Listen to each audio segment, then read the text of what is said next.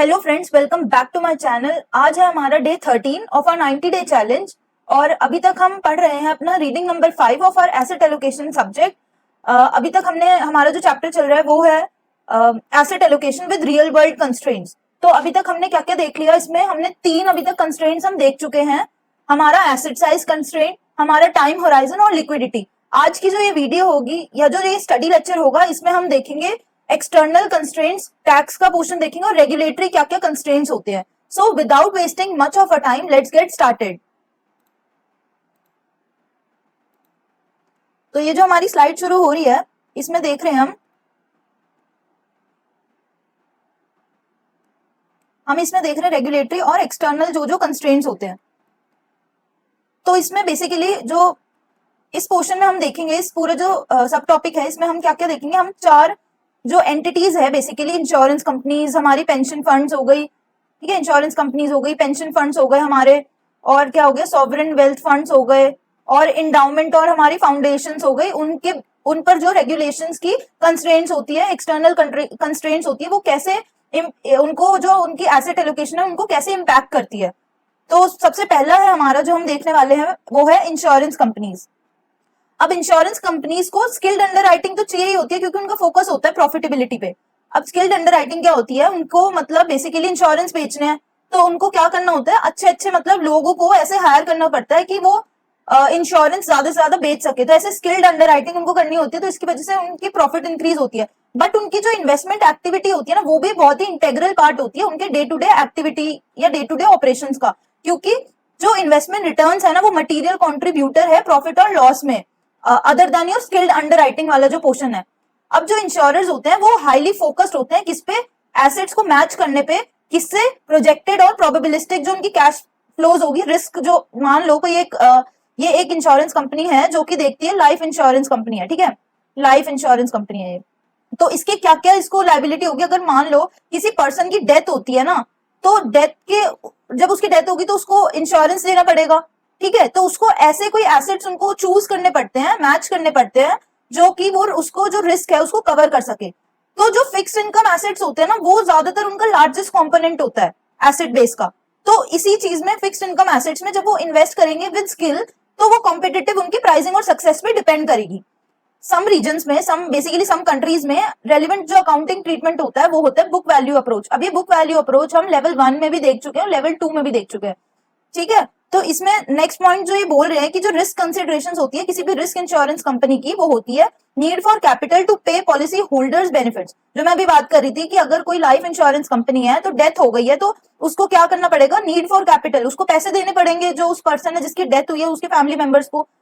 और क्या क्या देखेंगे हम, फैक्टर्स कौन से होते हैं, कंपनी की जो फाइनेंशियल स्ट्रेंथ की जो रेटिंग्स होती है, जो क्रिजाल हो गया, इकरा हो गया, और भी बहुत सारे, जैसे आपकी क्या कहते हैं स्टैंडर्ड एंड पुअर हो गया, ये सारे क्या है क्रेडिट रेटिंग करते हैं। तो उसी के हिसाब से जो कंपनी की फाइनेंशियल होती है ना वो सब उनको पूरा स्टडी करते हैं। वो जो ये कंपनीज होती है Moody's and standard and poor, ये सारे क्या करती है, कंपनी की बैलेंस शीट, जो उनका प्रॉफिटेबिलिटी, कैश फ्लो हो गया, आपका पीएनएल हो गया, उन सबको स्टडी करती है। उसके बाद क्या करती है, वो रेटिंग्स देती है। तो उसके भी फैक्टर्स पे डिपेंड करते हैं इंश्योरेंस कंपनी के रिस्क कंसिडरेशंस। अब और भी क्या होते हैं रिस्क बेस्ड मेजर्स, क्या क्या होते हैं और क्या कंसिडरेशंस होते हैं, रिस्क बेस्ड कैपिटल मेजर्स को वो ज्यादा फोकस करते हैं। यील्ड जो होगी, यील्ड फिक्स्ड इनकम का पार्ट है, ठीक है, yield is nothing but your return on fixed income. Liquidity को देखेगी वो, क्योंकि उनको कभी भी पैसों की जरूरत देने की जरूरत पड़ सकती है। और ये भी देखेगी क्या मतलब liquidation of assets to fund negative claims development, negative कोई क्लेम तो नहीं आ रहा, उसको भी उनको देखना पड़ेगा उस एसेट को। और क्रेडिट रेटिंग्स, वही उसका जो प्रीवियस वाला पॉइंट है इसको ही फर्दर एक्सप्लेन कर रहे हैं। अब इसमें और क्या क्या देखेंगे, कभी कभार जो इनकी एलोकेशंस होती है ना किसी भी पर्टिकुलर एसेट क्लास में, वो भी कंस्ट्रेंट हो जाती है बाय रेगुलेटर। एग्जांपल के तौर पे अगर मैं आपको बताऊं तो इसमें ये है कि मान लो, क्योंकि इनका जो, एक सेकेंड, जो इसमें मैं बात कर रही हूँ, अगर कोई पर्टिकुलर मैं एक पोर्टफोलियो बना रही हूँ इंश्योरेंस कंपनी का, तो ये रेगुलेटर कौन होता है, गवर्नमेंट, या फिर जो मान लो इनकी इंश्योरेंस कंपनी की जो रेगुलेटरी बॉडी होती है, जैसे IRDAI हो गया इसमें इंडिया के केस में, तो वो क्या करेगी, उनकी जो पर्टिकुलर एलोकेशंस है, मान लो इसमें जैसे एग्जांपल बताया कि मैक्सिमम लिमिट डाल देगी वो इक्विटी पे कि वो 10% से ज्यादा नहीं होगी। मतलब अगर इक्विटी का उनका पोर्शन है तो वो 10%, जो इसकी टोटल पूरा पोर्टफोलियो की वैल्यू है, अगर मान लो 100 करोड़ है तो वो 10 करोड़ से ज्यादा इक्विटी नहीं हो सकती, होल्ड नहीं कर सकते मेजर पोर्शन वो, क्योंकि वो ज्यादा रिस्क नहीं ले सकते, रिस्क ज्यादा लेंगे तो वो पैसे दे नहीं पाएंगे, पे नहीं कर पाएंगे, ठीक है, जिसको भी जरूरत होगी। नॉन पब्लिकली ट्रेडेड जो सिक्योरिटीज होती है जैसे प्राइवेट इक्विटी, इसमें भी ये ट्रेड नहीं कर सकते, क्यों? क्योंकि ये इनलिक्विड होती है। वैसे ही इसमें ये भी बोल रहे हैं कि इंश्योरेंस जो रेगुलेटर्स होते हैं ना, वो हर एक इंश्योरर के हिसाब से भी डिटरमाइन करते हैं मिनिमम कैपिटल लेवल ऑफ कि कितना minimum capital level for each insurer, कि कितना हर पर्टिकुलर इंश्योरर को मिनिमम कैपिटल लेवल रखना ही पड़ेगा, क्योंकि उसको इंश्योरर के एसेट्स, लायबिलिटीज और रिस्क को देखते हुए, इन तीन कैरेक्टरिस्टिक्स को देखते हुए मिनिमम कैपिटल लेवल डिसाइड होता है। सेकंड हम देख रहे हैं एंटिटी, वो है हमारी पेंशन फंड्स। पेंशन फंड्स क्या होती है? एक कंपनी, जैसे एक कंपनी है, उसको अपने एम्प्लॉयज को क्या देना है? उसको बेनिफिट देना है, जब उनकी रिटायरमेंट हो जाएगी उन एम्प्लॉयज की, उनको देना पेंशन। तो अब ये कोई जो कंपनी होगी, मान लो ए कंपनी है, वो तो नहीं उसको सारे जितने फंड्स उनको मैनेज करेगी, वो एक क्या करेगी, वो एक अलग कंपनी के पास जाएगी जिनको बोलते हैं पेंशन फंड, जो कंपनी होती है पेंशन फंड, ठीक है। तो वो बेसिकली सारे जितने भी एसेट्स होंगे उनको पूरा मैनेज करेगी फंड मैनेजर्स के थ्रू, इन्वेस्टमेंट मैनेजर्स के थ्रू, और फिर उसके बाद ये एसेट्स और लायबिलिटीज जो बेसिकली ए कंपनी की पेंशन देना लायबिलिटी है, तो वो अपने एम्प्लॉयज को देगी। तो अब इनकी क्या होती है? कंस्ट्रेंट बाय रेगुलेशन और इन्फ्लुएंस बाय टैक्स रूल्स होते हैं। सम कंट्रीज में क्या होता है, मैक्सिमम और मिनिमम परसेंटेज भी कि कितना एक सर्टेन एसेट क्लास में आप एलोकेट कर सकते हो, वो भी होता है। जैसे कि जापानीज अगर पेंशन फंड की बात करें तो उन्होंने एक अपनी मिनिमम परसेंटेज ऑफ एसेट्स रखे हुए कि वो जापानीज बॉन्ड्स में उनको डालना ही डालना है। Pension funds are also subject to wide array of funding, accounting और रिपोर्टिंग टैक्स कंस्ट्रेंट्स भी है इनके पास। और जो प्लान स्पॉन्सर है उनका एपिटाइट ऑफ रिस्क क्या है वो डिफाइन करता है बाय दीज कंस्ट्रेंट्स ओनली, ठीक है। And the choice among asset allocation alternatives, क्या क्या जो प्लान स्पॉन्सर है ये मतलब कंपनी ए, इनकी रिस्क की जो एपिटाइट है वो किस किस चीजों पे डिपेंड करेगी? एक तो इन सारे ये वाले जो कंस्ट्रेंट्स है इन पे, और किन पे करेगी? जो अल्टरनेटिव्स है उनकी एसेट एलोकेशन में, उस पे डिपेंड करेगी। The specific constraints vary by jurisdiction, अलग अलग कंपनी, अलग अलग जो किसी कंट्री में है तो उस पर भी कंस्ट्रेंट डिपेंड करती है, और कंपनीज पर भी डिपेंड करती है जो अलग अलग कंट्रीज में या ज्यूरिसडिक्शंस में है। सेकंड, इसमें लास्ट पॉइंट इसमें ये बोल रहे हैं कि जो रेगुलेटरी और टैक्स कंस्ट्रेंट्स होती है और मिनिमम एंड मैक्सिमम कॉन्ट्रीब्यूशंस, तो वो फंडेड लेवल पर भी डिपेंड करती है, फैक्टर्ड। मैं बताती हूँ। तो इसमें क्या करेंगे, इसमें अलग अलग हम ना सिमुलेशंस करेंगे, जो जैसे मोंटे कार्लो सिमुलेशंस हमने पढ़ी है अभी तक, कि मतलब हर एक उसमें सिनेरियोज में हम इनपुट्स डालेंगे और डिफरेंट डिफरेंट आउटपुट्स आएंगे, तो उसके हिसाब से भी हम रेगुलेटरी और टैक्स कंस्ट्रेंट्स और मिनिमम और मैक्सिमम कॉन्ट्रीब्यूशंस, ये सारे कंस्ट्रेंट्स डाल के हम क्या करेंगे, सिमुलेशंस में डालेंगे, और उसके बाद हम उन कंस्ट्रेंट्स की देखेंगे ट्रेड ऑफ, रिस्क और रिवॉर्ड देखेंगे। थर्ड इसमें आता है हमारा इंडाउमेंट और फाउंडेशंस। अब इंडाउमेंट्स और फाउंडेशंस क्या होती है? मान लो एक स्कूल है, ठीक है, ये है हमारा एक स्कूल, तो ये क्या है, इसको पैसे चाहिए, मतलब एक ना जैसे बोलते नहीं स्पॉन्सर्स मिलते हैं, तो जो स्पॉन्सर्स होते हैं वो एक फंड बनाते हैं, ये स्पॉन्सर्स है, ठीक है, वो क्या करेंगे, फंड बनाएंगे जिनको हम बोलते हैं इंडाउमेंट फंड और फाउंडेशन फंड। तो वो स्टैब्लिश होती है इस एक्सपेक्टेशन के साथ, ये फाउंडेशन और इंडाउमेंट्स इस एक्सपेक्टेशन के साथ हम फंड शुरू करते हैं कि वो परपेचुइटी तक रहेगी, मतलब पूरे लाइफ टाइम रहेगी। तो हम क्या करते हैं, लॉन्ग इन्वेस्टमेंट होराइजन हो गया हमारा, तो इससे, और जो स्पॉन्सरिंग एंटिटीज होती है, जो स्पॉन्सर्स होते हैं, उनके पास ना फ्लेक्सिबिलिटी होती है। जस्ट अ सेकंड, इसमें कुछ प्रॉब्लम आ रही है, सॉरी फॉर द डिस्टर्बेंस। तो इस पे हम थे कि यहाँ पे हम बोल रहे हैं कि जो स्पॉन्सरिंग एंटिटी है, वो जो ये स्पॉन्सर्स होते हैं ना, उनको फ्लेक्सिबिलिटी होती है पेमेंट कब देना कब नहीं। तो इससे क्या होता है, क्योंकि उनकी लॉन्ग इन्वेस्टमेंट होराइजन है और एक प्लस फ्लेक्सिबिलिटी है, तो ये क्या करते हैं, ये अडॉप्ट करते हैं हायर रिस्क एसेट एलोकेशन। ये किसमें पैसे डाल सकते हैं? जो हायर रिस्क एसेट है, ठीक है। तो इसके जो टू कैटेगरीज होती है ऑफ एक्सटर्नली कंस्ट्रेंट्स, इनके बेसिकली दो कंस्ट्रेंट्स होती है इन पर इंडाउमेंट्स और फाउंडेशंस पे, एक तो टैक्स इंसेंटिव्स और credit worthiness considerations. Tax incentives में क्या होता है, सम फाउंडेशंस में they are not required to make minimum distribution, उनको ना कोई वो नहीं होती, मतलब इन द सेंस कि उनको ये नहीं होती, कोई रिस्ट्रिक्शन नहीं होती कि उनको इतना मिनिमम डिस्ट्रीब्यूशन या इतना मिनिमम उनको पेमेंट करनी ही करनी है। तो और तो क्या करेगा, जो कंट्रीज होगी ना वो उनको टैक्स बेनिफिट्स देगी to certain minimum spending requirements. कुछ में क्या होगा, कुछ कंट्रीज में, एग्जांपल यूएस की बात करूं मैं, तो उनको कोई ऐसे लिमिटेशंस नहीं होती। अगर मैं स्पॉन्सर हूं, मैं किसी स्कूल को स्पॉन्सर कर रही हूँ, किसी हॉस्पिटल को स्पॉन्सर कर रही हूँ, तो मेरे पास कोई ना कंस्ट्रेंट नहीं है कि मेरे को इतना मिनिमम पे करना ही है, इतना स्पेंड करना ही है इन पे। तो और जो कुछ कंट्रीज है जिन जो रियल में मैं कंस्ट्रेंट की बात कर रही हूँ, तो उनको क्या होता है, उनको इतना मतलब उनको 10 करोड़ तो उनको करना ही पड़ेगा स्पेंड, अगर उनको कोई टैक्स का बेनिफिट लेना है। तो ये इसकी ही बात करें, यही एक कंस्ट्रेंट है। और दूसरा है जो स्पेंडिंग रिक्वायरमेंट्स होगी ना, वो भी रिलैक्स हो जाएगी अगर हम, ये एक कंस्ट्रेंट नहीं है, ये दूसरे मतलब अगर दूसरे वे में हम देखें तो ये तब कंस्ट्रेंट हो सकता है कि अगर हम कोई सोशली रिस्पॉन्सिबल इन्वेस्टमेंट, कोई जैसे मान लो मैंने अगर एक स्कूल खोला है और मैं ना जो इकोनॉमिकली वीकर जो सेक्शंस है मेरे ईडब्ल्यूएस वाले लोग हैं, अगर मैं उनके लिए थोड़ा कुछ मतलब ऐसे बोल रही हूँ कि इतने परसेंट के जो बच्चे होंगे ना वो ईडब्ल्यूएस से होंगे, तो ये मैं एक सोशल इम्पैक्ट क्रिएट कर रही हूँ, सोशली किसी की हेल्प कर रही हूँ, तो इससे क्या होगा, सर्टेन रिलैक्सेशन मुझे मिल जाएगी। तो अगर ऐसा कोई मान लो कोई दूसरा जो एंटिटी है, मान लो कोई एक ऐसा स्कूल है जो नहीं दे रहा उनको, तो उनको तो रिलैक्सेशन मिलेगी नहीं, तो ये एक कंस्ट्रेंट मतलब हो गया। तो एक जो दूसरा हम देख रहे हैं वो है क्रेडिट वर्दीनेस कंसिडरेशन। जो एक्सटर्नल फैक्टर्स होते हैं ना जो रिस्ट्रिक्ट करते हैं risk taking in the portfolio, जैसे कि लेंडर्स की बात करूं तो वो क्या करेंगे, अगर मैंने किसी लोन ले रखा है ना तो वो मेरे को बोलेंगे कि नहीं तुम ना मतलब इतने मतलब थोड़ी सी रिस्ट्रिक्शन, जो कोवेनेंट्स होते हैं, जो बॉन्ड क्या होता है, बॉन्ड में हमें कोवेनेंट्स बनते हैं, हमें जो साइन करने पड़ते हैं, रूल्स है मतलब रूल्स होते हैं, रेगुलेशंस होते हैं कि इतने टाइम में तुम्हें पेमेंट करनी है, इतने इतने तुम्हें इतना अमाउंट में पेमेंट करनी है, और ठीक है पेमेंट का उनको लिखा होता है। ये भी होता है कि वो कैसे कैसे रिस्क लेने की, मतलब ये नहीं कि तुम हम मेरे से पैसे लिए, तुमने लोन लिया तो तुम किसी भी चीज में अपना पैसे डाल रहे हो, कोई ऐसे रिस्क वाली चीजों में गैम्बलिंग कर रहे हो, ये सब में रिस्ट्रिक्शंस होते हैं। तो वैसे ही एक रिस्ट्रिक्शंस लेंडर्स भी डाल सकते हैं। इसमें एक एग्जांपल है, जैसे मान लो एक हॉस्पिटल का फंड है, ठीक है, उसको वैसे नॉर्मली उसको पैसे की जरूरत नहीं है, उसकी लॉन्ग इन्वेस्टमेंट होराइजन है और वो इन्वेस्ट कर सकता है लेस लिक्विड एसेट क्लास में, जैसे कि लेस लिक्विड एसेट क्लास यानी कि हमारा रियल एस्टेट या फिर हमारा प्राइवेट हेज फंड। बट अब वो डाल नहीं सकता इन लिक्विड एसेट्स में, क्योंकि उसको जो लेंडर है उसने बोला उसको सर्टेन लिक्विडिटी और कुछ ऐसे बैलेंस शीट के मेट्रिक्स जो है वो स्पेसिफाई कर रखे लेंडर्स ने, उसको वो मेंटेन करके चलना पड़ेगा। ठीक है, लिक्विडिटी और बैलेंस शीट के मेट्रिक्स उसको कुछ ना कुछ मेंटेन करके चलने पड़ेंगे, वो अपने जो रियल एस्टेट्स में है उनमें पैसे नहीं डाल सकता। फोर्थ है जो देखेंगे हम, वो है हमारा सॉवरेन वेल्थ फंड। सॉवरेन मतलब गवर्नमेंट, ठीक है, गवर्नमेंट की जो वेल्थ फंड है, अब जो गवर्नमेंट है उसके पास बहुत सारा पैसा आता है, तो वो क्या कर रही है, एक फंड बना रही है जिससे कि वो हेल्प कर सके अपने सिटीजन्स को। ठीक है, ये एक गवर्नमेंट ओन पूल होता है of capital invested on the behalf of people of their states and countries investing with long term orientation. इसकी क्या होती है, लॉन्ग टर्म ओरिएंटेशन होती है।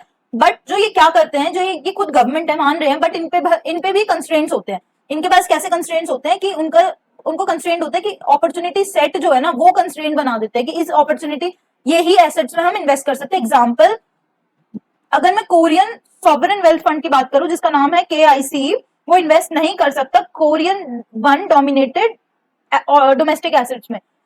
ठीक है, ये क्या है, करेंसी है कोरियन की वन, तो वो इसमें इन्वेस्ट नहीं कर सकता। और वो क्या कहते हैं, जो SWF होते हैं वो क्या होता है, पब्लिक स्क्रूटनी में भी होते हैं, लोग उनको देख रहे होते हैं क्योंकि उनका पैसा है।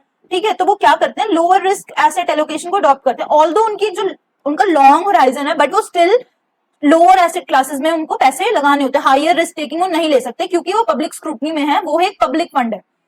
और क्या रिस्ट्रिक्शंस हो सकते हैं, ये हो सकते हैं कल्चरल या फिर रिलीजियस फैक्टर्स या फिर ECG जो कंस्ट्रेंट्स है वो हो सकते हैं।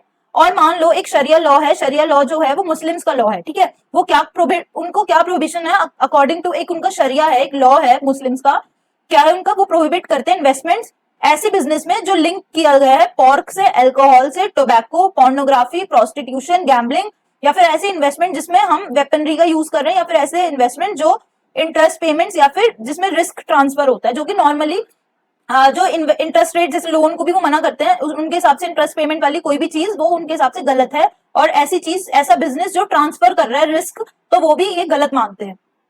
अब हम नेक्स्ट जो हमारा सब टॉपिक है वो देख रहे हैं हम टैक्सेबल इन्वेस्टर और आफ्टर टैक्स पोर्टफोलियो के ऑप्टिमाइजेशन। एक हमने अभी तक क्या क्या देखा, हमने देखा सिर्फ हम नॉर्मल अपनी एसेट एलोकेशन बना रहे थे विदाउट टैक्सेस को नहीं देख रहे थे, अब हम टैक्सेस को ला रहे हैं। इसमें एक अलग कंस्ट्रेंट हमारे पास आ रहा है, वो है हमारा टैक्स।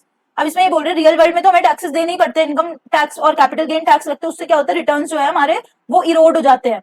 अगर कोई भी एसेट ओनर या इन्वेस्टर इग्नोर करता है टैक्सेस को, तो वो बहुत ही अपना जो उसका जो आउटकम है वो बहुत मटीरियली ऑल्टर हो सकता है, वो उसको ही नजरअंदाज कर रहा है।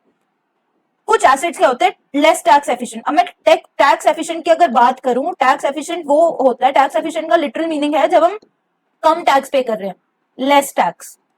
ठीक है, तो अगर मैं बोल रही हूँ लेस टैक्स एफिशिएंट, तो इसका मतलब कुछ एसेट जिन पे हमें ज्यादा टैक्स देना पड़ता है, और क्योंकि उनका कुछ ना कुछ बिहेवियर डिफरेंट, मतलब हर एक जो एसेट्स होते हैं, हर एक एसेट्स कुछ होते हैं जिसपे ज्यादा टैक्स लगता है, कुछ होते हैं किसी पे कम लगता है, फिर होता है सबसे कम लगता है जिसपे टैक्स एग्जेम्प्ट कर रखा है। तो ये डिपेंड किस चीज पे करता है कि कौन से एसेट्स में हम कितना कितना टैक्स लेंगे, वो डिपेंड करता है उनका contribution of interest, dividends, realised और unrealised capital gains to total return. ठीक है, तो नेक्स्ट इसमें बोल रहे हैं कि जो एसेट्स होते हैं जिनमें ज्यादा जो उनका रिटर्न्स का पोर्शन होता है वो होता है इंटरेस्ट इनकम, तो वो होते हैं लेस टैक्स एफिशिएंट। मतलब उनको ज्यादा इंटरेस्ट इनकम जिसमें भी होगी, जिस भी एसेट में, उनको ज्यादा टैक्स पे करना पड़ेगा। जो ज्यूरिसडिक्शन रूल्स होते हैं वो भी इफेक्ट करते हैं हमारे returns of certain assets that are tax. हर एक कंट्री में टैक्सेस रूल और रेट्स अलग अलग होते हैं और वो चेंज होते रहते हैं फ्रीक्वेंटली। सबसे पहले अगर मैं बात करूं तो सबसे ज्यादा टैक्स हमें इंटरेस्ट इनकम पे देना पड़ता है। इसके बाद हमें देना पड़ता है डिविडेंड इनकम, नहीं, इसके बाद हमें देना पड़ता है अर्नड इनकम। अर्नड इनकम क्या होती है? हमारी वेजेस, ठीक है, वेजेस हो गया हमारा और सैलरीज हो गई। फिर सबसे लास्ट में जो आएगा वो पोर्शन वो आएगा हमारा डिविडेंड इनकम, ठीक है। सबसे पहले फर्स्ट किस पे सबसे ज्यादा टैक्स है? इंटरेस्ट इनकम पे। सेकंड किस पे? अर्नड इनकम पे। थर्ड है हमारा डिविडेंड इनकम पे, ठीक है। तो कैपिटल लॉसेस भी जो है वो ऑफसेट करते हैं कैपिटल गेन्स को। Entities and accounts can be subject to, जो एंटिटीज है, अकाउंट्स है, वो subject to different tax rules है। एग्जाम्पल, अगर रिटायरमेंट सेविंग जो अकाउंट होता है वो होते हैं टैक्स डेफर्ड या फिर टैक्स एग्जेम्प्ट। ये मैं अभी आप लोगों को एक्सप्लेन करती हूँ। जो हम टैक्स एफिशिएंट, अगर जो मान लो जो अकाउंट्स है जो टैक्स एडवांटेज है, जो मैं अभी बात कर रही हूँ, जैसे रिटायरमेंट कोई या कोई मतलब कोई विडो है, उसको मान लो कि गवर्नमेंट ने बोला हुआ है कि वो टैक्स नहीं देगी, जो भी उसकी पोर्टफोलियो होगी। या फिर जो हम अगर बात करें सोल्जर्स है या फिर कोई जैसे ओल्ड एज पीपल उनको नहीं देना टैक्स, तो उनको क्या कर सकते हैं हम? उनके उसमें कौन से एसेट्स डाल सकते हैं? जो एसेट्स लेस टैक्स एफिशिएंट है, मतलब जिनमें ज्यादा टैक्स देना है ना, वो एसेट्स हम इनके कैटेगरी, इनके पोर्टफोलियो में ऐड कर सकते हैं रिटर्न के हिसाब से। अब इसमें बोल रहे हैं कि जो आफ्टर टैक्स पोर्टफोलियो ऑप्टिमाइजेशन, अभी तक हम क्या देख रहे थे? प्री टैक्स पोर्टफोलियो ऑप्टिमाइजेशन देख रहे थे। अब इसमें ये बोल रहे हैं कि हमें हर एक जो एसेट क्लास होती है ना, उसकी एक्सपेक्टेड रिटर्न और रिस्क को एडजस्ट करना पड़ता है। किसके हिसाब से? एक्सपेक्टेड टैक्स के हिसाब से। तो हम कैसे करते हैं? ये है हमारा return, after tax return. After tax जो रिटर्न है हमारा वो किसके इक्वल होगा? जो प्री टैक्स जो हमारा रिटर्न है उसके, और माइनस में वन बाई टी। ये हम जैसे डेट के केस में करते थे, डेट निकालना होता तो हम हमेशा उसको आफ्टर टैक्स लेते थे। तो वैसे एक एग्जांपल अगर मैं दूं, कोई बॉन्ड की बात कर रही हूँ, वो 3% का उसका कूपन है, 3% उसका कूपन है, और वो उसको हम मेच्योरिटी तक हेल्ड करें, मतलब 3% उस पर रिटर्न है हमारा। तो अगर मैं बात करूं, रिटर्न है हमारा 3%, ठीक है, इंटू में अगर मैं बोलूं कि हमें 40% जो है वो टैक्स पे करना है, तो ये ऐसे लिख सकते हैं हम इसको। तो ये क्या बन रहा है हमारा एक्चुअल में रिटर्न हमें कितना मिलेगा? इस 3% अगर हम बॉन्ड को होल्ड करते हैं टिल मेच्योरिटी, वो होगा हमारा 1.8%। फिर इसमें बोल रहे हैं कि जो एक्सपेक्टेड रिटर्न ऑन इक्विटी है वो क्या करती है? वो इंक्लूड करती है डिविडेंड इनकम और प्राइस एप्रिसिएशन को। तो इससे क्या होगा? उसकी जो ये देखो, उसका जो ये मान लो ये है हमारा डेट का पोर्शन था हमारा, हमने पढ़ा हुआ है कि फिक्स्ड इनकम के लिए हमारा इक्वेशन है, तो ये है हमारा इक्विटी वाला पोर्शन के लिए इक्वेशन है वाली, ठीक है, ये पूरी जो है। अब इसमें ये क्या है? This is nothing but your proportion of debt, sorry proportion of dividend, जो भी हमें मिल रहा है हमारे जो हमारी रिटर्न है जो डिविडेंड से मिल रही है, कितना प्रपोर्शन, वो ये शो करेगी। ये क्या है? Return on pre tax return है, किस पर? डिविडेंड्स वाली जो रिटर्न है। ये क्या है? टैक्स जो है वो है डिविडेंड पे कितना टैक्स लग रहा है। Again this is your capital appreciation वाला जो पोर्शन कितना हमारे रिटर्न में है, ये उसका रिटर्न दिखा रहा है। और ये क्या है? हमारा टैक्स ऑन कैपिटल गेन। इसमें एक एग्जांपल था, जैसे मान लो कि अगर डिविडेंड इनकम 0 है, तो ठीक है, ये 0 हो गया वाला पोर्शन, और जो ये है हमारा, ये है 8% की मान लो रिटर्न है, तो ये पूरा टोटल हमारा प्रपोर्शन ऑफ जो हमारा प्रपोर्शन ऑफ हमारा टोटल रिटर्न जो निकल के आ रहा है कैपिटल गेन्स पे, वो कितना है हमारा? 100% ले रहे हैं, 1 मतलब 1, तो इसलिए 1 इंटू जो हमारा इस पे कितना रिटर्न हो रहा है हमारा कैपिटल एप्रिसिएशन या टोटल जो हमें रिटर्न मिल रहा है इक्विटी पे, वो है 8%, और इसका क्या है? टैक्स लग रहा है हमारा 25%, तो कितना हो गया? ये हो गया 6% के हमें रिटर्न मिल रहा है ऑन इक्विटी। वैसे मैं अगर बात करूं, मैं ये बोल रही हूँ कि हमें कैसे डील करना पड़ता है अनरियलाइज कैपिटल गेन और लॉसेस को। अब रियलाइज गेन्स पे तो हमें समझ आ गया कि हम उसको टैक्स, जो उसका टैक्स का ट्रीटमेंट है हम उसको ऐसे ले सकते हैं, बट जो अनरियलाइज कैपिटल गेन है और लॉस है उसको हम कैसे देखें? अनरियलाइज कैपिटल गेन या लॉस क्या होता है? जैसे कोई अगर ट्रेडिंग या इन्वेस्टमेंट करता है, तो मान लो जैसे मैंने कोई शेयर है बाय किया, मैंने इसको एक शेयर को मैंने बाय किया, ठीक है, उसको सेल नहीं किया, तो वो मेरे डीमैट अकाउंट में रहेगा। डीमैट अकाउंट में वो क्या शो करता है? उसका कुछ ना कुछ प्लस माइनस चलेगा, क्योंकि प्राइस क्या है वो अप एंड डाउन मूव करेगा। तो वैसे ही जो इससे मेरा प्रॉफिट होगा वो या तो कम होगा या ज्यादा होगा, लॉस भी हो सकता है। तो इससे क्या होगा, वो हम कैसे डील करते हैं उसको टैक्स के पर्सपेक्टिव से। तो मैनी अप्रोचेस जो होते हैं वो क्या करते हैं? एडजस्ट करते हैं एसेट की जो करंट मार्केट वैल्यू है ना, उसको देख लेती है कि टैक्स उस पर कितना लग रहा है, तो उसके हिसाब से वो उसको एडजस्ट करके पोर्टफोलियो में दिखा देती है। अगर मैं ये बात कर रही हूँ कि किसी जो पूल ऑफ एसेट है उसका पर्पस है कि उसको कंजम्पशन को फंड करना है 10 ईयर्स तक, तो वो 10 ईयर को होल्डिंग पीरियड लेगा, 10 ईयर होल्डिंग पीरियड का कैपिटल गेन टैक्स को अप्लाई करेगा through alignment of goals with asset. जब हम अलाइन करते हैं गोल्स को एसेट्स के साथ, तो इससे क्या होता है? मोर प्रिसाइज टैक्स एडजस्टमेंट को फैसिलिटेट कर रहे हैं। जो कोरिलेशन एजम्पशंस है ना वो कभी एडजस्ट नहीं होती, कोरिलेशन चेंज नहीं होता, टैक्स अगर हम ले रहे हैं या नहीं ले रहे। अगर मान लो ये इक्विटी है, ये बॉन्ड है, ये बोल रहे हैं हम कि ये जो इक्विटी है ना और बॉन्ड का कोरिलेशन 70% है, ठीक है 70% है, मतलब अगर इक्विटी 1% मूव कर रही है तो मतलब उसी के हिसाब से तो बॉन्ड क्या मूव करेगा 0.7 के हिसाब से मूव करेगा, ठीक है। तो इसमें कोरिलेशन बोल रहे हैं कि वो चेंज नहीं होती, चाहे हम वो टैक्स के हिसाब से ले, वो ये जो एग्जांपल था ये जस्ट हाइपोथेटिकल एग्जांपल है, ठीक है। तो इसमें ये बात कर रहे हैं, तो इसमें बोल रहे कोरिलेशन चेंज नहीं होती, बट जो स्टैंडर्ड डिविएशन है उसको चेंज करना पड़ता है और उसका फॉर्मूला ये है, इस हिसाब से वो एडजस्ट होती है। प्री टैक्स जो स्टैंडर्ड डिविएशन है उसमें से हम जब टैक्स का प्रोपोर्शन माइनस करते हैं तो आफ्टर टैक्स हमारी स्टैंडर्ड डिविएशन निकल जाती है। अब जो टैक्स है वो ऑल्टर करती है हमारा रिस्क और रिटर्न को, जो रिटर्न है और रिटर्न को क्या करती है, ऑल्टर करती है। क्या करेगी, ये रिड्यूस करती है हमारा, जब मान लो अगर मेरा रिटर्न है कोई 8% का, जैसे हमने देखा इस इक्विटी के केस में, टैक्स लग के क्या हो गया, वो कम हो गया 6%। अगर वो लॉस होगा तो लॉस क्या है, एक तो हमें लॉस पे करना, ऊपर से हमें उस पर टैक्स देना, तो वो क्या हो गया हमारा जो हमारा टैक्स, ये जो कॉस्ट वाला प्रोपोर्शन है वो इंक्रीज हो गया, जैसे कि वो क्या करेगी, लोअर हाई कर देगी 8% से 6% और हायर लोस कर देगी क्योंकि कॉस्ट इंक्रीज हो गई। अब ये इसमें बोल रहे हैं कि जो हम ऑप्टिमल एसेट एलोकेशन वाला पार्ट था वो प्री टैक्स एफिशिएंट फ्रंटियर से हम कैसे कंपेयर कर सकते हैं। हम एफिशिएंट फ्रंटियर्स बनाते, वो क्या बनाते हैं, किसके बेसिस, प्री टैक्स के बेसिस पे। तो अब अगर मैं ये बात करूं कि मैंने टैक्स का असम्पशन ले लिया तो वो एफिशिएंट फ्रंटियर को कैसे इंपैक्ट करेगा, तो इंपैक्ट कैसे करेगा, वो डिपेंड करेगा interaction of after tax return, after tax risk और कोरिलेशन पे डिपेंड करेगा। अगर कोई एसेट क्लास या स्ट्रेटेजी टैक्स इनएफिशिएंट है, टैक्स बहुत ज्यादा देनी पड़ रही है, तो वो फिर भी डाइवर्सिफाइंग रोल प्ले करेगा क्योंकि कोरिलेशन पे तो एक तो फर्क नहीं पड़ता, स्टैंडर्ड डिविएशन पे फर्क पड़ता है, तो हम ले सकते हैं उस पोर्टफोलियो को, ठीक है। आफ्टर टैक्स एलोकेशन हम कर सकते हैं क्योंकि लो कोरिलेशन पे चेंज नहीं करता, तो डाइवर्सिफाई वो अब भी करेगा अगर कोई एसेट क्लास जिसपे ज्यादा टैक्स लग रहा है, ठीक है। इसमें ये हमारी है लास्ट, हमारा जो पोर्शन है ये है टैक्स और पोर्टफोलियो रीबैलेंसिंग का जो इम्पैक्ट है वो देखेंगे हम। तो इसमें ये बोल रहे हैं कि अगर हम बहुत ज्यादा मोर फ्रीक्वेंटली रीबैलेंसिंग सबको याद है, रीबैलेंसिंग क्या होता है, रीबैलेंसिंग इज नथिंग, जब हमारा अगर हमने कोई टारगेट बनाया हुआ है कि इक्विटी का जो हमारा 50% है उसके हमने रेंज बनाई हो कि वो इतना अप एंड डाउन कर सकते हैं, 45 से 55 कर सकती है, ये हमारा टारगेट एलोकेशन है, बट हमने एक रेंज बनाई, रीबैलेंसिंग की जो रेंज है ये बनाई है, these are all the trigger point. तो अगर वो मान लो इधर उधर मूव करती है, क्योंकि हमें पता है कि प्राइसेस मूव करते हैं, तो ये हमारी जो टारगेट एलोकेशन है वो भी मूव करेगी, तो वो मूव करेगी तो हमें रीबैलेंस करना पड़ेगा। तो वही बोल रहे हैं कि अगर जो जितनी ज्यादा फ्रीक्वेंट रीबैलेंसिंग होती है तो वो इम्पैक्ट करती है टैक्सेबल एसेट को रियलाइज टैक्सेस में, ठीक है। वो क्या करती है, रियलाइज टैक्सेस को डेफर्ड या फिर अवॉइड कर सकते हैं जो टैक्सेस, उसमें क्या होगा, रीबैलेंसिंग के हिसाब से हमें और ज्यादा टैक्स पे करना पड़ता है। अब जो इन्वेस्टर होता है उसको ट्रेड ऑफ, उसको ना क्या करना होता है, बेसिकली उसको ट्रेड ऑफ देखना पड़ता है कि वो क्या चूज करे, टैक्स को जो मिनिमाइज करे वो करे या फिर वो टारगेट मेंटेन करे अपना पोर्टफोलियो में। तो ये डिसीजन जो होता है रीबैलेंस का या फिर उसको टैक्स लेना, वो डिपेंड करता है एसेट ओनर्स के यूनिक सर्कमस्टांसेस पर।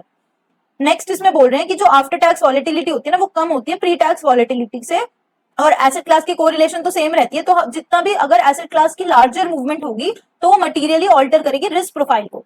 जैसे कि मान लो एक ये पोर्टफोलियो है, ये है मेरा, वॉलेटिलिटी एक तो कम होती है, ठीक है, जो जब हम टैक्स को इंक्लूड करते हैं तो उससे क्या होगा, वॉलेटिलिटी हमारी गिर जाएगी, ठीक है। तो ये जैसे volatility is your standard deviation जो हमने कहा था, after tax volatility is equals to, अगर मैं प्री टैक्स वॉलेटिलिटी की बात करूं, ये वाला चीज था, तो अगर मैं ये वाली लेंगी तो इसमें वॉलेटिलिटी ज्यादा होगी, इसमें क्या होगा, टैक्स का प्रोपोर्शन है, अगर ये 10 है और इसको मैं ले रही हूँ 1 पॉइंट मान लो 25, तो ये क्या हो जाएगी, अगर वॉलेटिलिटी 10 थी तो इसके प्रोपोर्शन में वो कितनी हो जाएगी, 10 का 25% कितना हो गया हमारा, 8 हो जाएगी वॉलेटिलिटी, है ना, 8 हो जाएगी, 8 नहीं होगी, रुक जाओ, 7.5 हो जाएगी, 7.5 हो जाएगी। तो वही इसमें बोल रहे हैं कि जो वॉलेटिलिटी होती है आफ्टर टैक्स वो कम होती है और कोरिलेशन सेम रहता है, तो जो लार्जर जो एसेट क्लास की कोई मूवमेंट होगी तब वो, जब कोई भी एसेट क्लास इक्विटी होगी जब उसका लार्जर मूवमेंट होगा ना तभी वो रिस्क प्रोफाइल को चेंज कर सकती है। जो रीबैलेंसिंग की जो रेंज है फॉर टैक्सेबल पोर्टफोलियो वो क्या होती है, वाइडर हो जाती है। अगर हम ऐसे देखो, अगर मैं टैक्सेस को इंक्लूड कर रही हूँ अपने रीबैलेंसिंग के उसमें, तो ये अगर 45-50 था विदाउट टैक्स कंसिडरेशन, तो ये अब क्या हो जाएगा, ये हो जाएगा 40 और 60, इसकी रेंज क्या हो गई, ये बढ़ गई, पहले कितनी थी, 10 थी, 10 अप एंड डाउन, अब क्या 20 अप एंड डाउन हो रहा है, ठीक है। तो इसमें यही बोल रहे हैं कि ब्रॉडर रीबैलेंसिंग रेंज हो जाती है टैक्सेबल इन्वेस्टर की, तो उससे क्या होता है, फ्रीक्वेंसी कम हो जाएगी ट्रेडिंग की और अमाउंट ऑफ टैक्सेबल गेन्स भी कम हो जाएंगे। अब ये पूरा प्रोपोर्शन दे रखा है, हम कैसे निकालते हैं जो हमारी रीबैलेंसिंग का अगर रिटर्न निकाल रहे हैं। अब इसमें बोल रहे हैं कि हम कैसे कौन कौन सी स्ट्रेटेजीज को अप्लाई कर सकते हैं अगर हमें टैक्स इंपैक्ट को रिड्यूस करना है। तो ऐसे कौन कौन सी, एक तो फर्स्ट है हमारी टैक्स लॉस हार्वेस्टिंग और सेकंड है हमारी स्ट्रेटेजिक एसेट एलोकेशन नहीं है, लोकेशन है, ठीक है। टैक्स लॉस हार्वेस्टिंग क्या होती है, हम इंटेंशनली ट्रेडिंग करते हैं, रियलाइज करते हैं अपना कैपिटल लॉस। अगर कोई लॉस चल रहा है मेरे पोर्टफोलियो में तो इंटेंशनली, मैं बेचना नहीं चाह रही थी अभी, पर मैं इंटेंशनली उसको रियलाइज करूंगी, मैं बेचूंगी उसको लॉस में। क्यों? ताकि मैं ऑफसेट कर सकूं जो फ्यूचर के गेन्स होंगे उनको। तो इसको क्या बोलते हैं, हम इसको बोलते हैं टैक्स लॉस हार्वेस्टिंग। वैसे सेकंड क्या है, स्ट्रेटेजिक एसेट लोकेशन। वो क्या होता है, प्लेसमेंट होती है, choices in the placement of certain types of assets in taxable और टैक्स एग्जेम्प्ट एसेट्स। ठीक है, तो वो क्या करते हैं, हम प्लेस करते हैं। अभी मैंने जैसे बताया था, जैसे रिटायरमेंट या विडो है कोई, उनके उसमें टैक्स एफिशिएंट, उनको टैक्स नहीं पे करना, तो मैं क्या करूंगी, ऐसे एसेट्स उनके पोर्टफोलियो में ऐड कर दूंगी जो कि लेस टैक्स एफिशिएंट है, यानी कि जो ऐसे एसेट जिसपे ज्यादा टैक्स देना, क्योंकि उनको टैक्स नहीं देना उस चीज पे। ठीक है, तो assets held in tax exempt accounts require no tax adjustment. क्यों? जो एसेट्स जिन पे हमें ऐसे टैक्स एग्जेम्प्ट अकाउंट है, ऐसे रिटायरमेंट, मतलब जैसे कोई विडो है या कोई, उनको टैक्स एग्जेम्प्ट है, मतलब टैक्स देना ही नहीं पड़ रहा, तो उनको कोई जरूरत नहीं है टैक्स एडजस्टमेंट की। जो टैक्स डेफर्ड अकाउंट्स क्या होते हैं, टैक्स डेफर्ड मतलब कि उनको टैक्स अभी नहीं देना, एट T1 नहीं देना, बट उसको टैक्स देना है। वो कब देना है, उसको मान लो T2 में देना है, नेक्स्ट ईयर उसको पे करना है, बट टैक्स देना है, डेफर कर दिया, देना जरूर है। तो ऐसे जो होंगे उनको क्या करेंगे, उनको टैक्स बर्डन तो है वो इनसेपरेबल फ्रॉम इकोनॉमिक वैल्यू, उसको हम सेपरेबल नहीं कर सकते कि हम ये नहीं बोल रहे टैक्स डेफर्ड है तो उसको हम टैक्स बर्डन से अपना हटा देना, ऐसा नहीं हो सकता। तो इससे क्या होगा, जो आफ्टर टैक्स का वैल्यू ऑफ एसेट्स होगा वो उसको हमें कंसिडर करना पड़ेगा, और हम देखेंगे इस इक्वेशन के हिसाब से। बेसिकली सारी इक्वेशन सेम है, हम सिर्फ टैक्स का जो प्रपोर्शन है वो क्या कर रहे हैं, वो डिडक्ट कर रहे हैं अपने प्री टैक्स में से आफ्टर टैक्स निकालने के लिए। ठीक है, तो ये बोल रहे हैं कि जो proportion of tax, the proportion of a taxable asset owners assets that are eligible for lower taxes या फिर डेफर्ड कैपिटल गेन्स, उसको सबसे पहले हमें देखना पड़ता है। ऐसे हमें प्रोपोर्शन जिसमें ज्यादा टैक्स लग रहा है टैक्सेबल ओनर के, जो जिसपे मतलब कम टैक्स लग रहा है, सॉरी, जिसपे कम टैक्स लग रहा है या जिसपे हम डेफर कर सकते हैं, ऐसे डेफर कर सकते हैं अपना कैपिटल गेन्स, तो उसको हमें सबसे पहले डालना चाहिए। ये अगर मैं पोर्टफोलियो बना रही हूँ किसी का, तो उसमें मैं क्या करूंगी, सबसे पहले ऐसे एसेट्स पुट करूंगी जिसमें मेरे को सबसे कम टैक्स देना है, क्योंकि ताकि मैं ज्यादा रिटर्न कमा सकूं, और ऐसे जिसमें मैं डेफर भी कर सकती हूँ। ठीक है, तो क्या होगा, फॉर एग्जाम्पल अगर इक्विटीज की बात करूं तो उसको मैं क्या करूंगी, बाद में रखूंगी। जनरली जो टैक्सेबल बॉन्ड्स हो गए या हाई टर्नओवर ट्रेडिंग स्ट्रेटेजीज होगी, वो जनरली लोकेट होगी टैक्स एग्जेम्प्ट और टैक्स डेफर्ड में। जितना ज्यादा मैं, मतलब यही बोल रहे हैं, इसको एग्जाम्पल के साथ दे रहे हैं कि जो भी अगर मैं पोर्टफोलियो बना रही हूँ, तो मैं सबसे पहले क्या ऐड करूंगी, अपने जो जिसमें मेरे को कम टैक्स देना है, या फिर मैं जिस एसेट्स में मैं डेफर कर सकती हूँ टैक्सेस को। एक्सेप्शन क्या है इस रूल का, वो ये है कि वो to this rule regarding asset location to assets जो नियर टर्म लिक्विडिटी नीड्स है जिनकी, उसको मैं नहीं ऐड कर सकती। ठीक है, उसमें क्या होगा, हमें टैक्स पेनल्टी देनी पड़ेगी इसमें। देखो, बिकॉज टैक्स एग्जेम्प्ट और टैक्स डेफर जो अकाउंट है may not be immediately accessible without tax penalty, तो उससे क्या होगा, proportion of the bond allocation में be held in taxable accounts if it's role is found near term consumption requirements. ठीक है, तो आज का हुआ हमारा study session complete.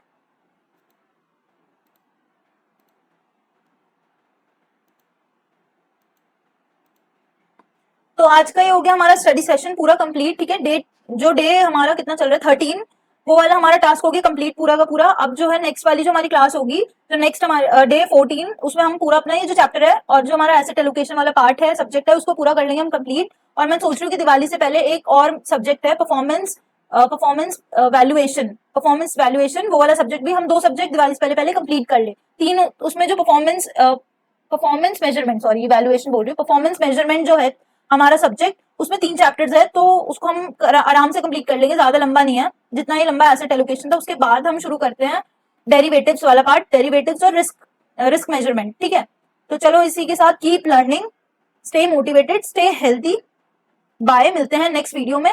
Signing off.